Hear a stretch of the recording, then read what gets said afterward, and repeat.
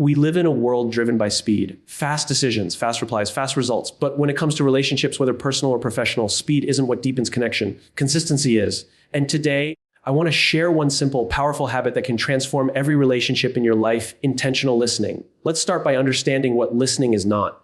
Listening is not waiting for your turn to speak. It's not nodding while scrolling through your phone. It's not pretending to care while your mind is somewhere else. That's hearing. Hearing is passive. Listening is active. Intentional listening means showing up, not just physically, but mentally and emotionally. It means giving someone the feeling, right now, you are the only thing that matters. Think about the last time someone really listened to you. No interruptions, no distractions, just presence. How did that feel? Seen, understood, respected. That feeling is the foundation of trust. And trust is the currency of all strong relationships. You see, people don't leave jobs because of the work. They leave because they don't feel heard. Couples don't break apart because of a single fight. They drift because they stop listening. Kids don't disconnect from parents because of rules. They disconnect when they feel invisible. Intentional listening to something extraordinary. It signals you matter. And when people feel they matter, they open up, they collaborate, they grow closer. It turns conflict into curiosity, silence into empathy, and conversations into connection. This habit doesn't require a degree. It doesn't require money. It requires only the decision to care enough to be present. That's it. 5 minutes of undistracted listening can do more than 5 hours of problem solving. But here's the truth. Most people don't listen with the intent to understand. They listen with the intent to reply. And that's where relationships begin to crack. So how do we practice intentional listening? First, put away the distractions. That includes the phone, the laptop, even the mental to-do list. Presence is rare and valuable. Second, don't rush to fix. Sometimes people just want to be heard. Your silence can be more powerful than your advice. Third, reflect and clarify. Repeat back what you heard. Ask questions like, is this what you meant? It shows you're not just hearing, you're engaging. Fourth, validate feelings, even if you disagree. Saying, I understand why you feel that way, doesn't mean you agree. It means you respect their reality. And finally, make it a habit. Don't reserve listening for conflicts or big talks. Practice it daily with your team, your spouse, your friends, even strangers. The more you do it, the more trust you build. This one habit, intentional listening, can change the way people see you. It will make you a better friend, leader, partner, and human. Because at the end of the day, people don't remember what you said. They remember how you made them feel. And nothing makes someone feel more valued than being truly heard. 5 keynotes of the speech, intentional listening is more than hearing. It's the act of being fully present and engaged. True connection and trust in relationships are built when people feel genuinely heard and understood. Most people listen to reply, not to understand. And that's where communication fails. Intentional listening requires eliminating distractions, validating emotions, and resisting the urge to fix. Making this a daily habit will transform not just how others relate to you, but how deeply you connect with them. Listening is often taken for granted. We assume it's something automatic like breathing or blinking. But there's a big difference between hearing someone speak and truly listening to them. Intentional listening is a conscious, deliberate act. It requires mental discipline, emotional presence, and a genuine interest in understanding the other person. It's not something we just do. It's something we must choose to do. That's what makes it so powerful. When we say someone is a good listener, what do we really mean? We usually mean that when we speak to them, we feel safe. We feel like our words are landing somewhere meaningful, not just floating in the air. We feel seen, not judged. That's intentional listening at work. It's not just about nodding your head or keeping eye contact. Those things help, yes, but they're not the heart of it. The real magic lies in what's happening internally. Are you really with the person? Or are you halfway in the conversation and halfway in your own mind? The reason intentional listening is so rare is because it's hard. It goes against our natural instincts in a fast-paced, noisy world. We're constantly multitasking, constantly preparing our next thought, constantly distracted by screens, notifications, and schedules. We often listen just enough to reply, not enough to understand. But intentional listening flips that. It demands that we stop thinking about what we'll say next. It asks us to give up control and give in to curiosity. It asks us to stop focusing on being interesting and instead focus on being interested. When we engage in intentional listening, we send a message that says, I value you. This is one of the most basic human needs, to feel valued, acknowledged, and understood. People are far more likely to trust you, open up to you, and respect you if they feel that you're actually paying attention to them. In fact, many conflicts, whether at work or in families, arise not because people disagree, but because they don't feel heard. When someone says, you're not listening to me, what they often mean is, you're not trying to understand me. And understanding is what gives relationships strength. Intentional listening also builds emotional safety. In relationships, emotional safety is what allows people to be vulnerable. Vulnerability leads to honesty, honesty leads to connection, and connection leads to resilience. Without listening, that chain breaks. You might still be talking, still sharing space, but the depth and authenticity disappear. And over time, that leads to distance. This form of listening also changes us. When we truly listen to others, we expand our own perspectives. We begin to realize that everyone carries a story we haven't heard, a pain we can't see, or a viewpoint we haven't considered. This makes us more empathetic, less reactive, and more grounded. It helps us to step outside of our own egos and enter someone else's world, even for a few moments. And those moments, small as they may seem, can completely shift the energy of a relationship. One of the most overlooked parts of intentional listening is silence.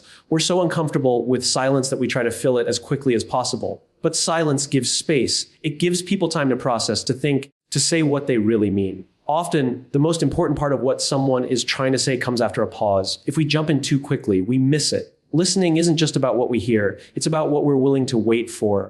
Intentional listening also means resisting the urge to judge, fix, or compare. Sometimes someone will share a struggle, and our first reaction is to offer advice or relate it to our own story.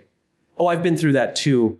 Let me tell you what worked for me. While well-meaning, this shifts the focus away from them and back to us. Intentional listening means sitting with their discomfort without rushing to make it go away. It means allowing someone else's experience to exist, even if we don't agree with it or fully understand it. That's where real connection grows.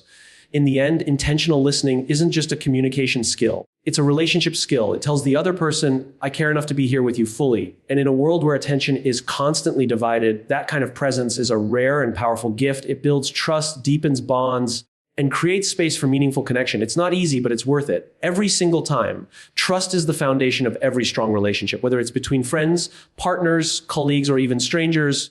The presence or absence of trust determines the depth and durability of that connection.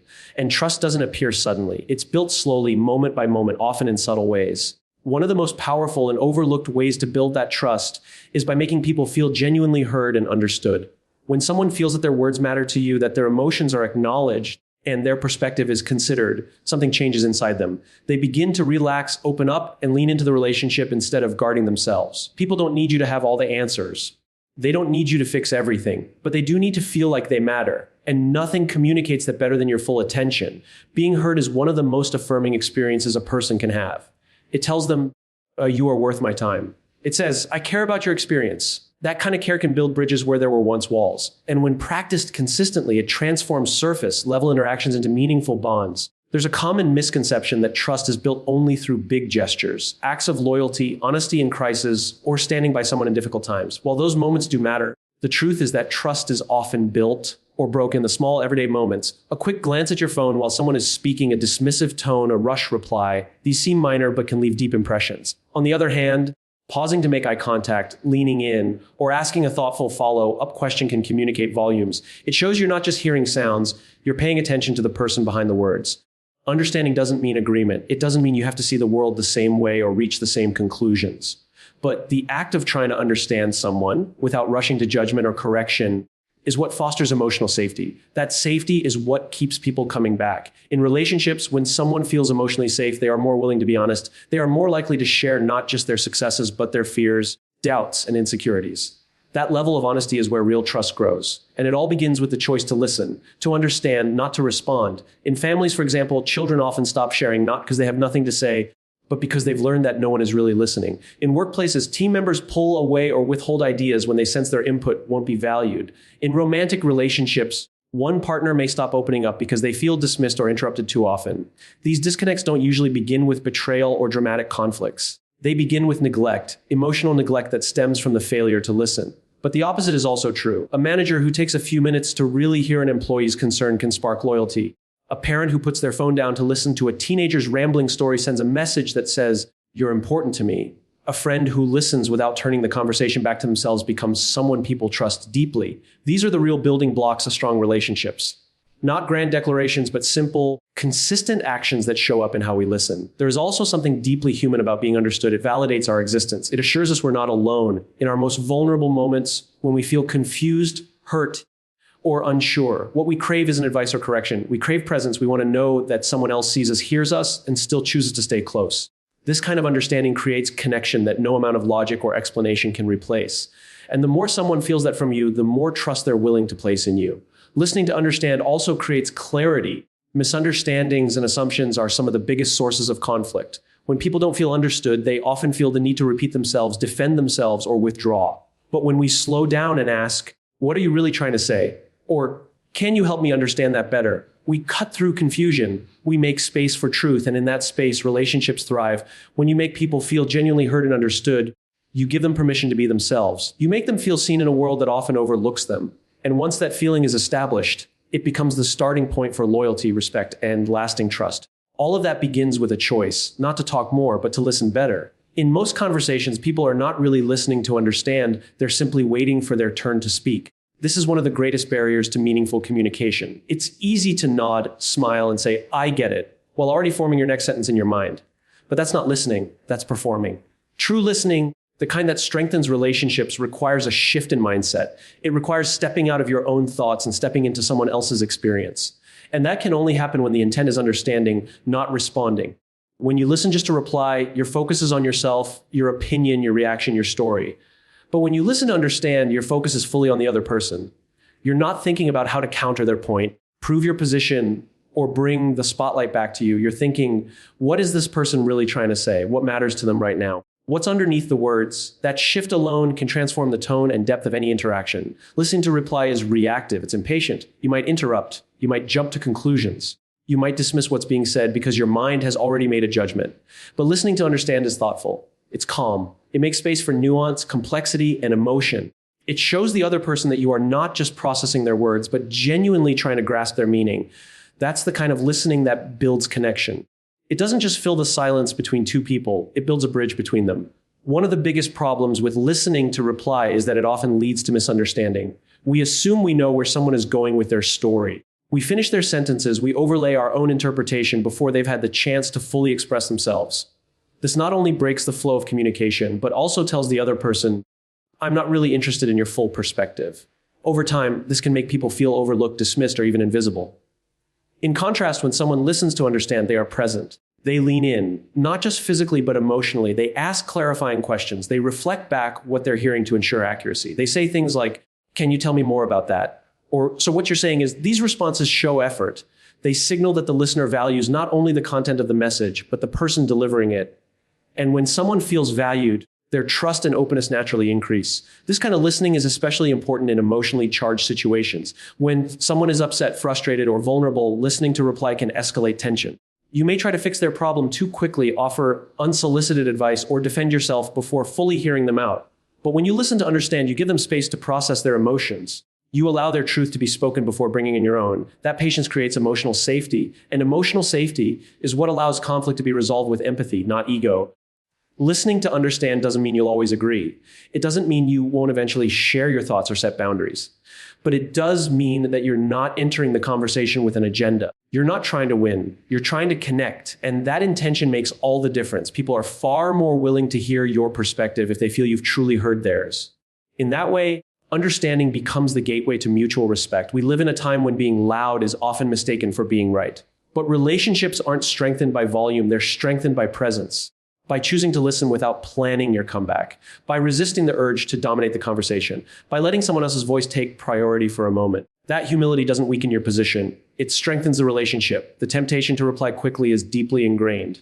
We're taught to be articulate, persuasive, and confident in our views. But what if the real strength lies in restraint? What if our greatest influence comes not from how well we speak, but from how well we listen? Listening to understand is not about being passive.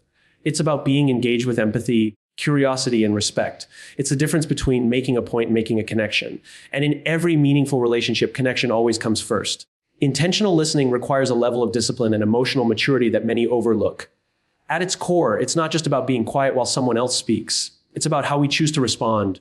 And one of the most transformative aspects of this habit is the willingness to resist three powerful impulses: the judge, the urge to fix, and the urge to compare. These reactions are often automatic, but they can significantly weaken the quality of connection and the depth of understanding in any relationship. Judgment happens quickly. Someone shares a thought, an emotion, or a story, and before they've even finished speaking, we've labeled it in our minds right or wrong, logical or foolish, strong or weak. The problem with this instinct is that it shuts down the conversation. When someone senses judgment, even subtly, they withdraw. They edit themselves. They start to share less because they no longer feel safe. Listening without judgment doesn't mean abandoning your values or beliefs. It means creating a space where the other person feels free to be honest without fear of being criticized. That's how trust grows, not when people feel agreed with, but when they feel accepted. The second impulse we often need to resist is the need to fix. Especially in close relationships, when someone we care about is struggling, it's natural to want to help. We offer advice. We try to solve the problem. We say things like, "You just need to do this," or "Here's what worked for me." While the intention is good, the result is often disconnection. That's because not every cry is a call for solutions. Often people aren't looking to be fixed, they're looking to be felt. They want empathy, not answers. They want to know that they're not alone in their experience. Offering solutions too soon can feel dismissive, like you're trying to move past their pain instead of sitting with them in it. Listening without trying to fix is one of the hardest things to do, especially when you believe you know the answer. But real strength lies in your ability to be present without needing to be the hero. Sometimes, the most supportive response is silence or a simple acknowledgement like, "That sounds really hard." These small gestures tell the other person that their feelings are valid and that you're walking beside them, not trying to pull them in a different direction. And in that shared space, healing and clarity often begin to emerge naturally. The third reaction to be mindful of is the urge to compare. This often shows up in subtle ways. Someone shares something difficult and we respond with, "I went through something similar," or "That's nothing, listen to what happened to me." Again, this is rarely malicious. It comes from a desire to relate, to show empathy through shared experience. But what it often does is shift the focus away from them and back onto us. It hijacks their moment and centers our story instead. In trying to connect, we end up distancing. To listen without comparing requires humility. It asks us to recognize that someone else's experience is unique and doesn't need to be matched or mirrored to be meaningful. It's not a competition. It's a chance to witness someone's world through their eyes, not yours. By staying with their narrative, we allow them to feel seen on their terms, which deepens the emotional bond between us.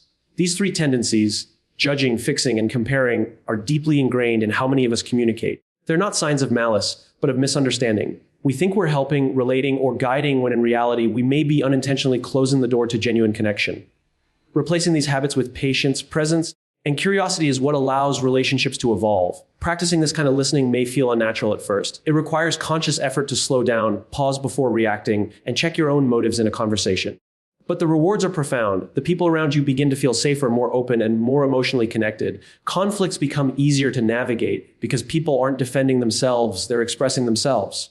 Misunderstandings decrease and compassion increases. When someone feels judged, they retreat. When they feel the need to defend themselves or compete for attention, they close up. But when they feel fully heard, without interruption, without correction, without competition, they open up. That openness is where understanding grows, where trust strengthens, and where relationships truly begin to thrive. Making intentional listening a daily habit may sound simple, but its impact is anything but ordinary. It's not something you reserve for serious conversations, conflict resolution, or deep emotional talks. The power of this habit lies in its consistency. It's the way you show up every single day, with presence, with patience, and with purpose. When you choose to practice intentional listening regularly, you create a steady rhythm of trust, safety, and connection that grows over time. It becomes less about the individual conversations and more about the environment you're building in your relationships. That environment becomes one where people feel seen, valued, and safe to be themselves. One of the reasons this habit is so transformative is because it influences how people perceive you at a core level.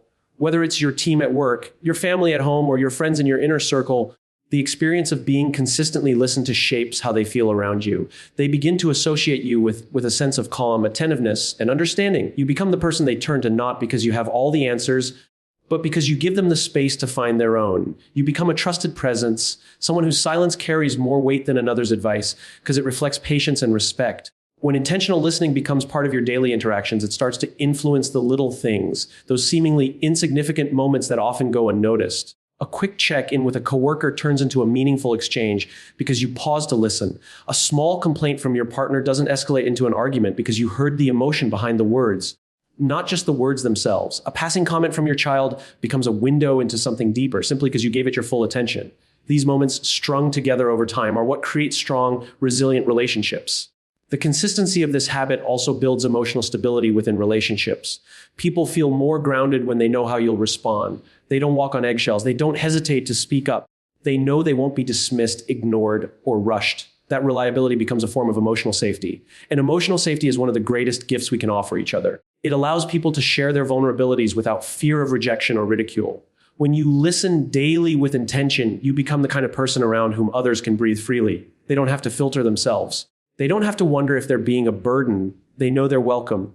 Another powerful outcome of turning intentional listening into a habit is how it trains your own mind. You start to become more present not just with others, but with yourself. You become more aware of your reactions, your assumptions, and your patterns. You catch yourself when you're drifting away mentally or preparing to interrupt. You begin to value stillness and silence more. Your conversations stop being transactional and start becoming transformational. You're not just exchanging words, you're exchanging understanding. You're building emotional bridges, brick by brick, day by day. Daily listening also softens the edges in relationships. Misunderstandings still happen, but they're easier to repair. Why? Because when someone knows you usually listen, they're more likely to give you the benefit of the doubt when you occasionally don't. One mistake doesn't undo everything. That's the power of habits. They create a foundation strong enough to absorb human imperfection. Your consistency builds a kind of relational capital that allows for grace, forgiveness, and flexibility. Over time, you'll notice that people around you begin to mirror the same behavior. They start listening more intentionally as well. They begin to slow down, make more eye contact, ask more thoughtful questions. This habit is contagious, not because you demanded it, but because you demonstrated it. You modeled what presence looks like, and in doing so, you gave others permission to do the same. That ripple effect can change the dynamics in families, friendships, and teams without anyone ever having a formal conversation about it. It simply becomes the new normal. What's remarkable about this habit is that it costs nothing. It doesn't require more time in your day. It doesn't demand a grand effort. It simply requires a shift in attention, a decision to show up with your mind, not just your body. And when that decision is repeated over and over again, it becomes second nature. It becomes part of who you are and how you relate to the world. The habit of daily intentional listening turns you into someone who doesn't just communicate, but someone who connects, someone who sees, someone who makes others feel truly heard. And over time, that quiet daily discipline becomes one of the most transformative forces in all your relationships. In a world full of noise, distraction, and constant interruption, the simple act of intentional listening stands out as something profoundly human and deeply transformative. It doesn't require brilliance, wealth, or a title. It only requires presence, the willingness to slow down, put others first for a moment, and truly care about what they're saying. When we make listening not just something we do occasionally, but a daily habit grounded in patience, empathy, and curiosity, we begin to reshape the quality of our relationships. We build trust, we foster safety, we invite honesty. And most importantly, we let others know that they matter. Because at the heart of every strong relationship is not just love or respect, but the quiet, powerful message that says, I hear you, I see you, I'm with you. That's the habit that changes everything.